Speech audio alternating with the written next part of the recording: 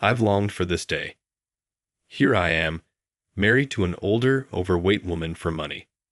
Yet now, as we held each other close, I found myself enveloped by the warmth and softness of her skin.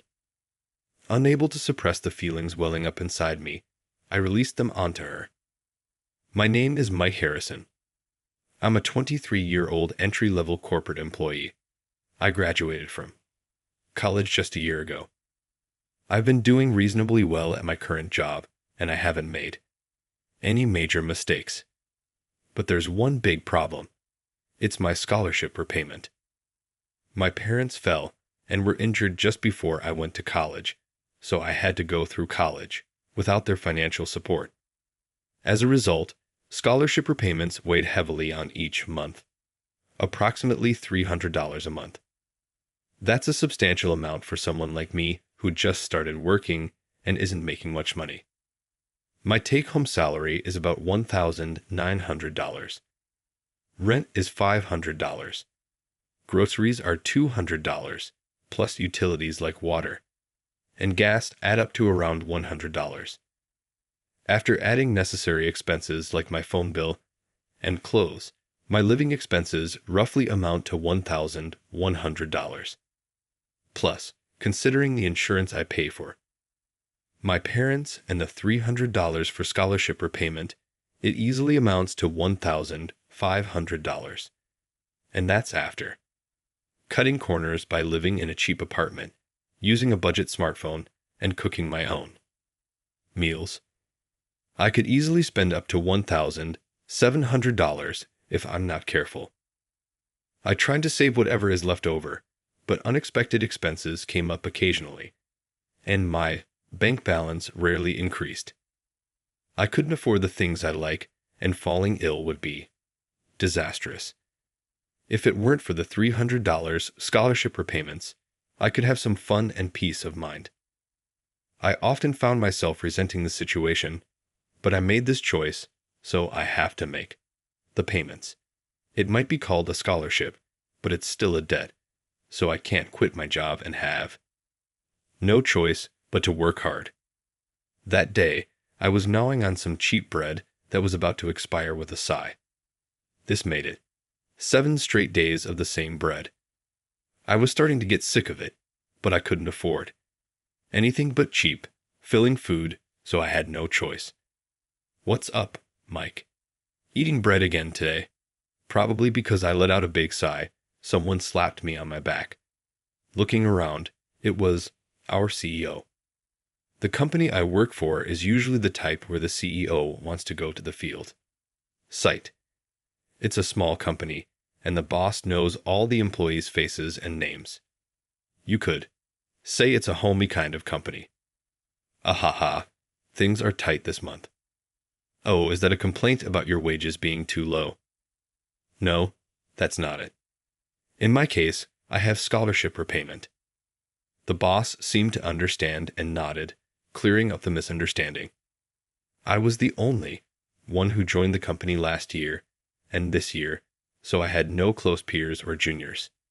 That's why occasionally the boss or my supervisor would come over to chat like this, and all I could do was give a wry smile because, in simple terms, I was saying I'm having a tough time because I'm in the middle of repaying a debt. Well, no one could help me with that. Then the boss started humming thoughtfully. Is something wrong? Well, I was planning to talk about it anyway. The boss awkwardly brought up a topic to me. Apparently, the boss's business associate, well, a chairman who has been taking care of us since long ago, was looking for a marriage partner for his daughter. The daughter is turning 40 this year. Honestly, even with matchmaking dates, she couldn't seem to find a partner.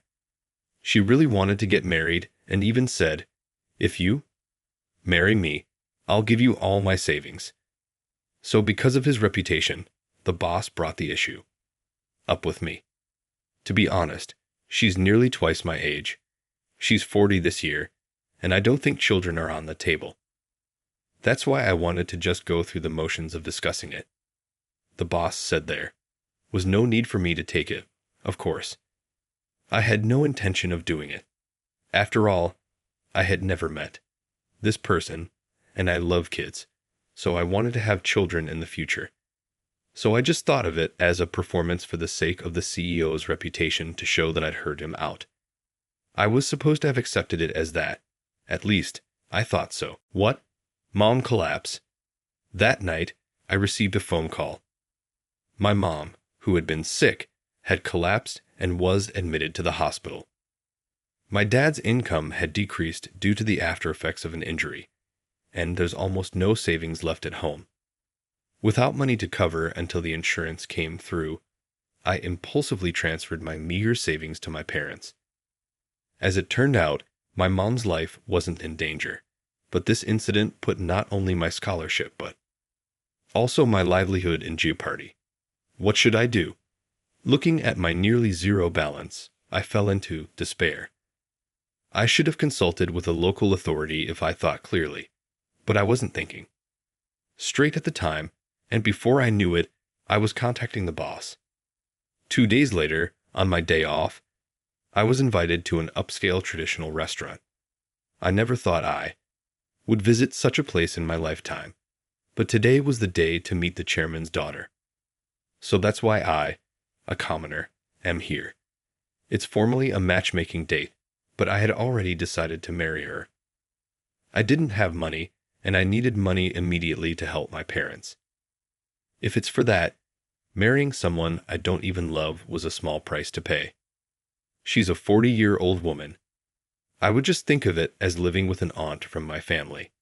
That's what I was thinking. Nice to meet you. I'm Jane Watson, she said. Pleased to meet you, I replied. The woman I decided to marry was absurdly, well, no offense, but she was obese.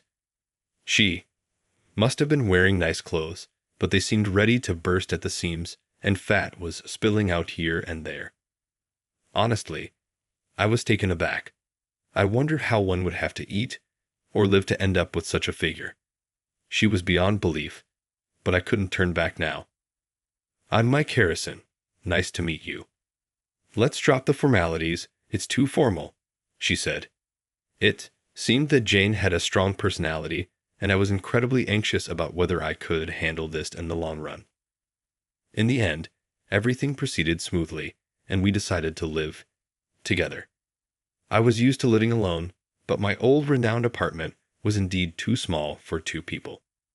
Plus, she's the chairman's daughter. As expected, Jane took care of all the living expenses, and I ended up moving into a high-end apartment. The view was great. It was spacious. It was the best. I was a bit apprehensive about living with someone else, but we weren't close even if we were a couple. It seemed she didn't expect my love either, and she even said, "You can think of me as a family aunt, and we'll have separate bedrooms. Thank you for marrying me." The day after we finished moving, we submitted our marriage form. I started my own household, but it didn't feel real at all. Thanks to Jane, I didn't have to worry about money, and I could live in a nice house. But I decided to think of it as living in a shared house and take care of my own stuff. I've been quite reliant on Jane financially. I thought I should at least try to live independently. Good morning, Mike. Breakfast is ready. Surprisingly, Jane was quite a homely person. Her cooking skills were on par with an average person like me, and she seemed to really enjoy doing all the household chores. She did mess up sometimes, but it was nothing more than laughable. Her homemaking skills were hardly what you'd expect from a lady of her standing. Why is it so much fun when it's the same thing day after day? It seemed to me that she was doing so many things with a twinkle in her eye. What surprised me the most was her cooking. I had assumed the servings would be XXL-sized, but she never made more than enough to fill me up, and she didn't eat that much either. I'd initially thought she was a big eater, but that didn't seem to be the case. You know, my dad is overprotective of me. I think it's because my mom passed away early, but he has a maid do everything for me, so I can't do the things I want to. And he always serves me so much food. Since the maid went through the trouble of making it, I always tried to eat it all. She told me one day while we were having a beer on our day off. It seemed that she had been brought up with an excessive amount of care, and it was a burden to her. I thought the only way to escape from my father's hold was to get married. But look at me, right?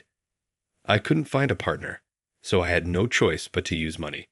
I'm sorry to have saddled you with a woman like me. When the dust settles, you can divorce me if you want. Please just let me stay by your side for a while.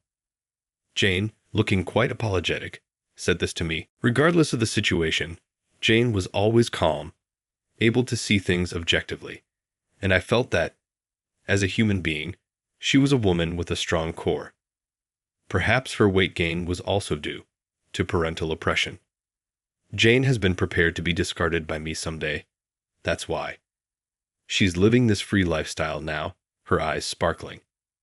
The first feeling I had for her was sympathy. I was able to live freely because my parents were laissez-faire, but she didn't have that luxury. If being with me allows her to be free, even if just for a bit, I wanted to support her. Although in the current situation, I was the one being supported. But it would be a lie to say that I had no affection for her. Jane was what you might call an inclusive woman. She'd console me when I made a mistake at work or was feeling down. I felt a maternal presence from her. I guess I felt incredibly at ease. I wanted to be by her side, and before I knew it, I was in love with her. Seeing Jane trying new things, sometimes failing, sometimes succeeding, and being overjoyed. Jane, despite her appearance, was very beautiful. So much so that I didn't care about her physical appearance. And then 5 years passed. Jane and I hadn't divorced. Instead, we had become a very lively couple. When we walked around town, passers-by couldn't help but look our way. We stood out a lot, but such scenes had become a part of our daily life. Look at her, she's like a model. She's gorgeous. A group of high school girls giggled and chattered as they passed by us. Hearing their voices, Jane shrugged and said, "I'm a bit too old to be a model, don't you think?" Yes, the person the high school girls had complimented as a model was Jane. Now, Jane exuded a mature aura and beauty, elegantly wearing a tight skirt and high heels. Why did this happen? In short, living with me liberated her from stress, reduced her food intake, and household chores made her move around more. She naturally lost weight. Not only that, she even started going to the gym, saying, "I was worried about doing intense exercise before." And before we knew it, she acquired a truly beautiful figure. You wouldn't believe she was 45. In fact, I now look bare in comparison. Scenes like this reminded me once again of the horror of stress. But sometime later, Jane became bedridden. She stopped going to the gym and even struggled with meals. I was afraid, thinking she was sick, when I heard Jane's voice from the bedroom. We basically sleep in the same bedroom now, but when we want to be alone or are unwell, we use the beds in our separate rooms. Lately, Jane had been spending all her time in her own room. "Mike, I have something important to discuss with you." "Oh, okay." Jane's frail voice. She mentioned going to the hospital today. Could it be a serious illness? With shaking hands, I braced myself and entered her bedroom. I would try not to be surprised no matter what she told me. I was sure she was the one suffering. Entering the bedroom, I found Jane lying down, looking in pain. Seeing her slowly sitting up, I couldn't help but ask in a voice close to tears, "Are you okay?" Shoot, I didn't want to make her worry. Biting my lip, I regretted my words. Seeing my reaction, Jane said, "I'm sorry to worry you. I went for a checkup today, had them look inside me."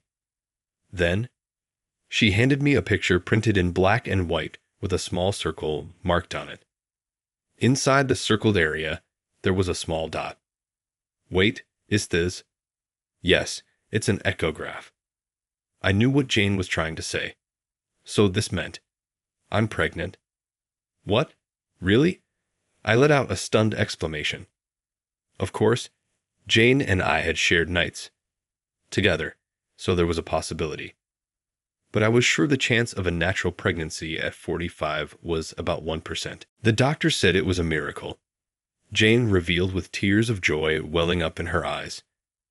It turned out that all the recent discomfort she had been experiencing was morning sickness, and there was nothing else wrong with her health. I had given up on having a child, but knowing that our baby, is growing inside me, I'm so happy. I've been longing for this day, she admitted before breaking down in tears. I gently, very gently, held her in my arms. I could feel her warmth and hear her heartbeat, and I found myself tearing up too. Thank you, Jane. Truly, thank you. I am so happy right now. We two, both of us grown adults, wailed pitifully.